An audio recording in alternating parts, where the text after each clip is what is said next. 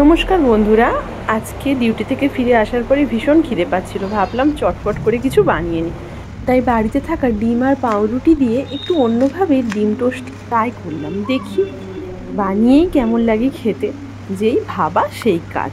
তারপরেই পেঁয়াজ লঙ্কার ডিম পাউরুটি সব নিয়ে একদম ঝটপট করে কাজ শুরু। পেঁয়াজ লঙ্কা ছোটো ছোটো করে কেটে একটা ডিম দিয়ে ভালো করে প্রথমে ডিমটাকে গুলে নিলাম। তারপরে একটা পাউরুটিকে ছোটো ছোটো পিস করে কেটে নিলাম। যেহেতু অন্যভাবে বানাবো ভাবলাম পাউরুটিটাও একটু অন্যভাবে কাটি, যদি একটু নতুনত্ব মনে হয় আর কি।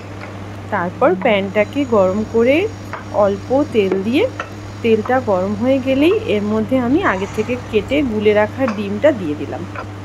তারপর পাউরুটির কেটে রাখা অংশগুলো একটা একটা করে এর মধ্যে দিয়ে দিলাম। কিছুক্ষণ এক পিঠ ভাজা হয়ে যেতেই অন্য পিঠটা উল্টে দিলাম। দেখুন ওপর থেকে অনেকটা বেশ পিৎজার মতো দেখতে লাগছে, মানে আমার তো তাই মনে হলো।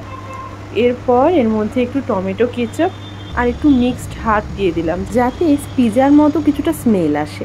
এরপর ওপর থেকে অল্প একটু গোলমরিচের গুঁড়ো ছড়িয়ে দিলাম। তারপর সমস্ত মশলা এবং গোলমরিচের গুঁড়ো একসাথে মিশিয়ে নিয়ে ছোট ছোট পিস করে কেটে নিলাম। এই যে বন্ধুরা দেখুন, আমার কিন্তু রেডি হয়ে গেল টিফিন। ভালো লাগলে লাইক করবেন, আরও ভিডিও পেতে চ্যানেলটা সাবস্ক্রাইব করবেন।